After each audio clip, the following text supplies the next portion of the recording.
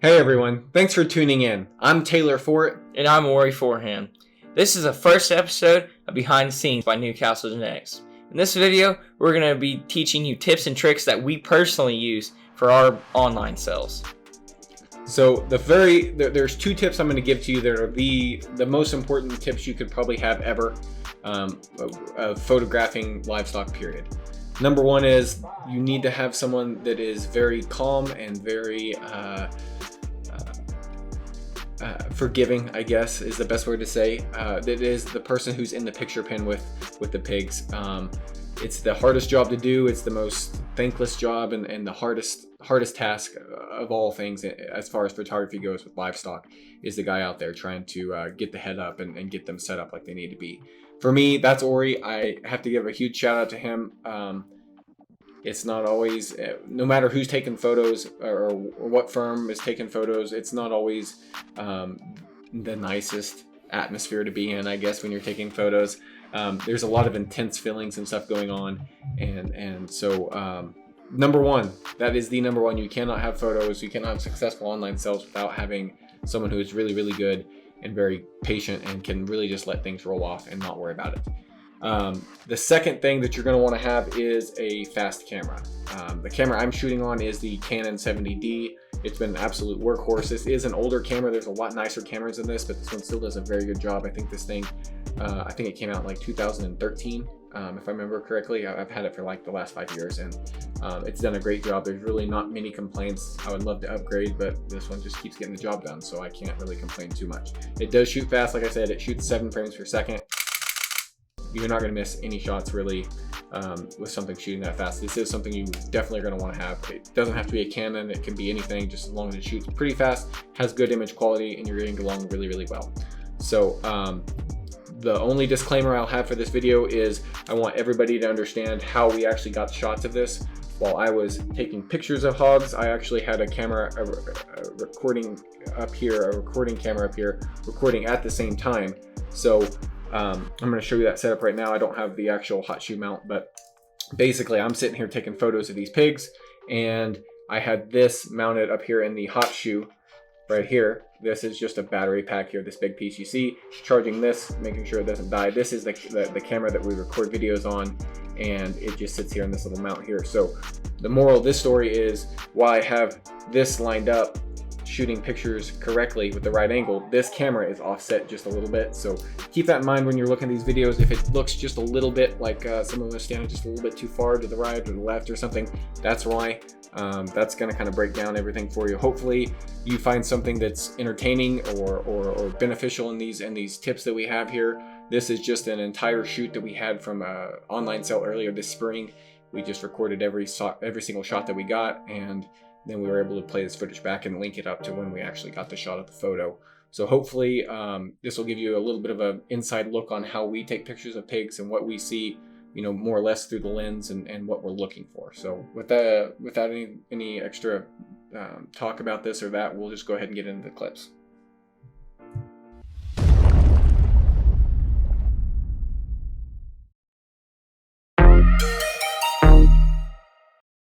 So the first point we're going to bring up today is being aware of your background. I can't tell you how many times I see photos online people have taken. They got a really good photo of their pig in terms of how those pigs are set up, but they have a horrible background. They may have wire paneling in the background or another pig or something like that. It is really, really distracting. We always try to take pictures of our pigs in a way that they're the only subject in the photo.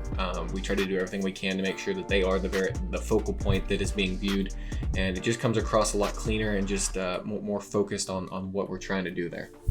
Yeah, we have found in the past that it's probably easier to have multiple pigs in the pen. One thing you have to pay attention though is the other ones. They'll try to get in your photo and mess it up every time. Every time. So you'll have to kind of be aware of their where they're placed at and if they're gonna come into the shot or not, because it will mess up your background and overall will mess up the photo, because people don't want to have too much to look at. If they have another pig, they're gonna get a little bit distracted. Yep, very distracting. Might throw off the way they judge your pig. They might be a little like harsh on it or whatnot. So you just kind of be aware of all the other pigs in the pen and don't get them in your background. Exactly. So we'll go ahead and roll the first clip here. So tip number one, here in this first clip, we're trying to pull this gilt across the frame here. That way that we don't have a distracting background. As you can see, there's a silver post in the background. If we were to take the photo where she is right now, it would just take away from the overall presence of the gilt. And so this is where we're choosing to pull her past that so that we can get a better angle on the photo here. As far as backgrounds go, we really prefer solid white backgrounds that help to bring up the contrast and increase the overall professionalism of the photo.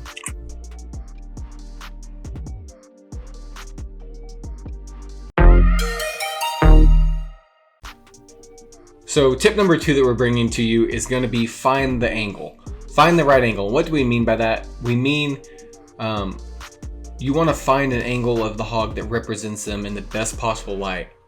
Obviously, you're trying to sell pigs, but at the same time, you have to be careful, and you don't ever want to take a picture of a hog that represents them way better than they actually are in real life. That's the quickest way I know to ruin your reputation and get a bad rep out there. Nobody wants to be the firm that, I got him again with the high 3/4 rear view. Gets them every time. I've literally heard breeders say that. You never want to be that person because, like I said, it's something that's got to be very, very hard to come back from. We're going to break down a few things here in this clip here about the angles we're trying to get and why we try to get them and how it makes them look. And so we'll go ahead and get into that. Before then, you got anything? No, you got it. Roll the clip. All right. So in these 3/4 shots, we're trying to show the top shape, the hip, the squareness of these hogs. And so the best way we found to do that is to try to find an angle that hides the non-show side front leg. In this case is going to be this gilt's front right leg. If you can get her front right leg almost in line with her back left leg and get her head up, get her hind leg square, you're going to end up with a pretty nice looking photo. Sometimes you just get lucky. Sometimes you get lucky. You just take the shot, you move on, and you let it boost morale, and everybody's happy. You get excited for the next pig and just keep the momentum going.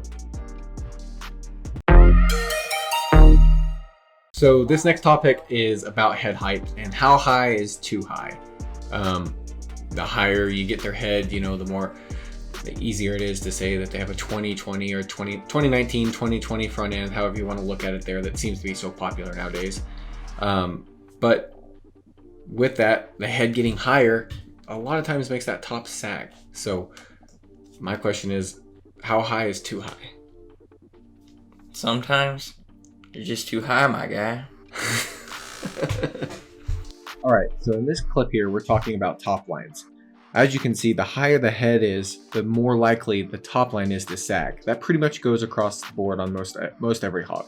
So you can't just outright get their head as high as you possibly can, otherwise they're not going to look as good in the photo. So as you can see, Ori's trying to push the gilt to the left and bring her back to the right. He's trying to push into her. He's doing everything he can to get her to kind of reposition that top. And she's just not wanting to do it. So as easy as she was to get a picture of in the last clip, sometimes they can be just a huge pain in the butt the second time around. So sometimes you just got to take what you get and roll with it.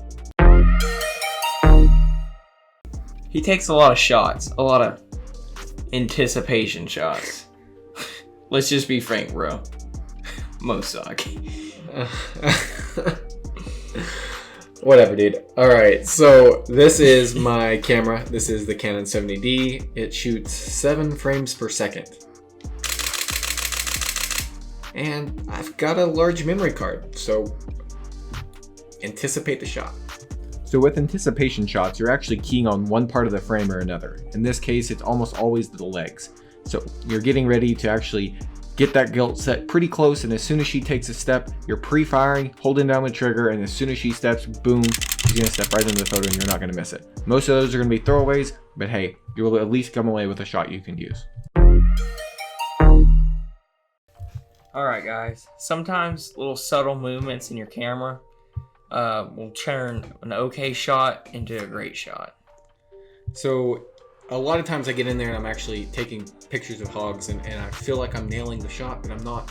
I go back and I look in the camera and I'm like, I'm just off a little bit. I don't know exactly what is wrong, but it just doesn't quite look right.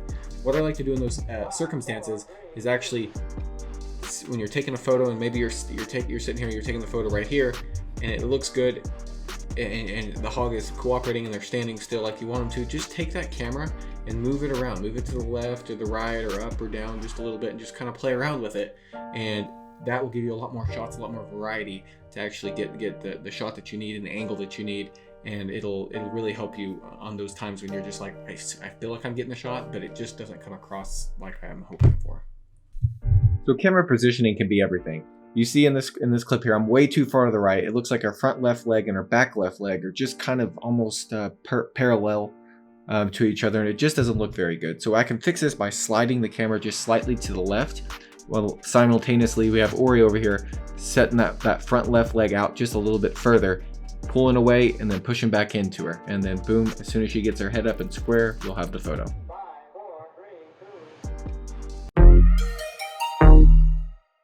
Okay, communication is key when it comes to making a successful photo shoot.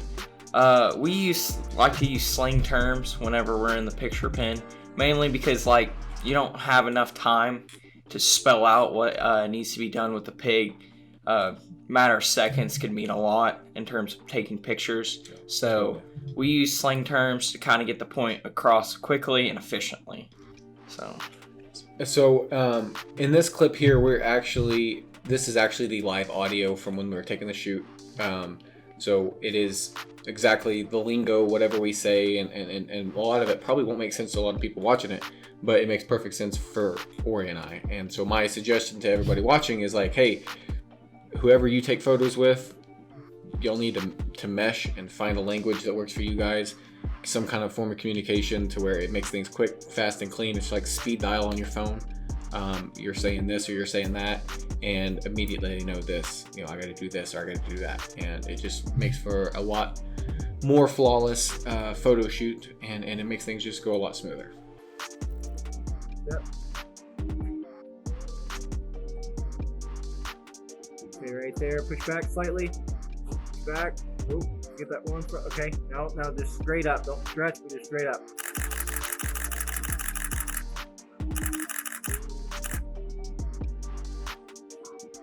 Push back slightly. Up. Okay, that's fine. Right up, right up.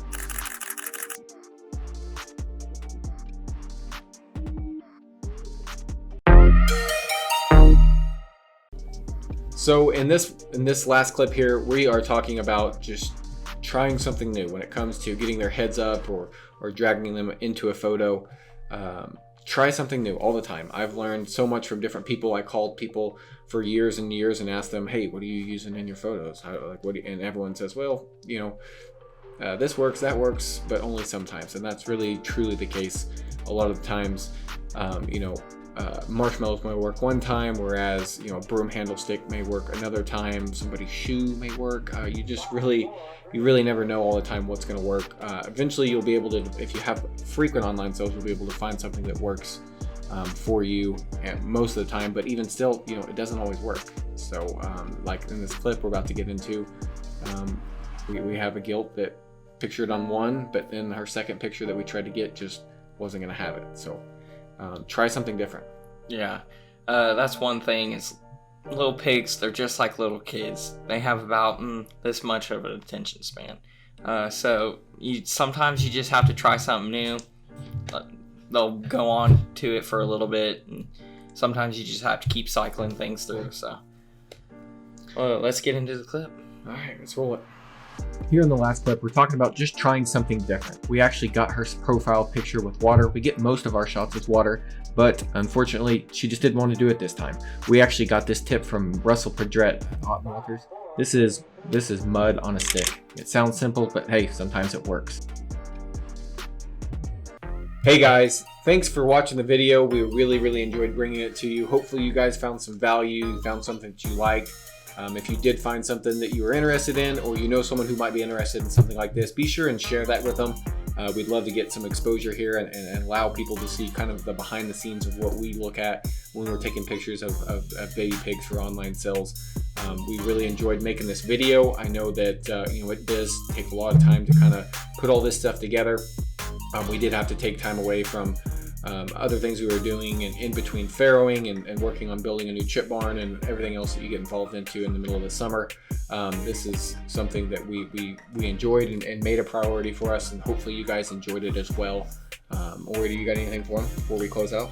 Yeah, that's one other thing is if y'all like this video, please show us your support. Leave a like or subscribe, whichever one you prefer. Yeah. That really will go a long way. Your support will make us want to make more videos just like this one. And also, if y'all have any questions about picturing baby pigs, any tips y'all want to know, reach out to either one of us on social media, Facebook, Snapchat, Instagram. Either any one of those will work. Don't be shy with your questions. We'll answer them. We won't bite, I promise. But yeah, that's about it for me. Guys, we really enjoyed it, and we look forward to the next one. You guys, thanks, and we'll see you then. Peace.